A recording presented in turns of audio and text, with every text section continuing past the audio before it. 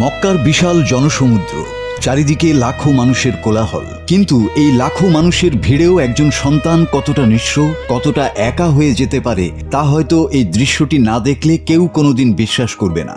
হজের ময়দানে হারিয়ে যাওয়া এক বৃদ্ধা মাকে যখন 3 দিন পর তার ছেলে খুঁজে পেল, তখন মক্কার রাস্তার সেই গগনবিদারী কান্না হয়তো আরশে আজিমেও পৌঁছে গিয়েছিল। নিজের হাতে ধরে মাকে কাবাঘর দেখাবেন, এমনই এক পবিত্র স্বপ্ন নিয়ে ভারত থেকে মক্কায় এসেছিলেন এই যুবক। কিন্তু শয়তানকে পাথর নিক্ষেপের সেই প্রচণ্ড ভিড়ের চাপে হঠাৎ করেই ছেলের হাত থেকে ফসকে যায় জন্মদাত্রী মায়ের হাত।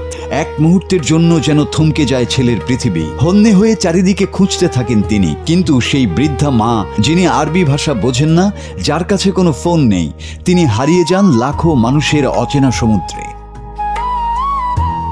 আপনারা কি আমার মাকে দেখেছেন?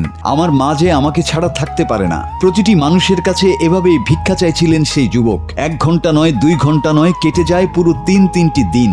এই 72 ঘন্টা ওই বৃদ্ধা মা মক্কার ওই প্রচণ্ড রোদে এক ফোঁটা পানি পেয়েছিলেন কিনা, কোথায় ঘুমিয়েছিলেন কেউ জানে না।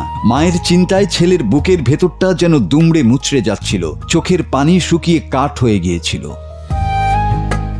সব আশা যখন প্রায় শেষ, তখন যেন সরাসরি আল্লাহর রহমত নেমে এলো। 4র্থ দিন মক্কার এক কোনায় বিধ্বস্ত ক্ষুধার্ত অবস্থায় বসে থাকা সেই মাকে দেখতে পায় নিরাপত্তা রক্ষীরা। খবর পেয়ে ছেলে যখন দৌড়ে সেখানে পৌঁছায়, তখন মায়ের ওই জীর্ণ মুখটা দেখে আর সোজা হয়ে দাঁড়াতে পারেনি সে।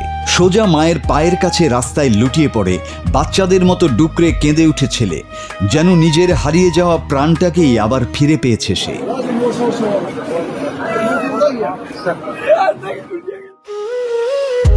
মায়ের সঙ্গে সন্তানের এই নাড়ি ছেঁড়া টান কোনো কাঁটাতার বা বিশাল জনসমুদ্র দিয়ে আলাদা করা যায় না। মক্কার রাস্তায় মা ও ছেলের এই হৃদয় ছোঁয়া পুনর্মিলন আমাদের মনে করিয়ে দেয়, পৃথিবীতে মায়ের চেয়ে আপন আর কেউ নেই। মাসুদ হাসান, বাংলা টিভি।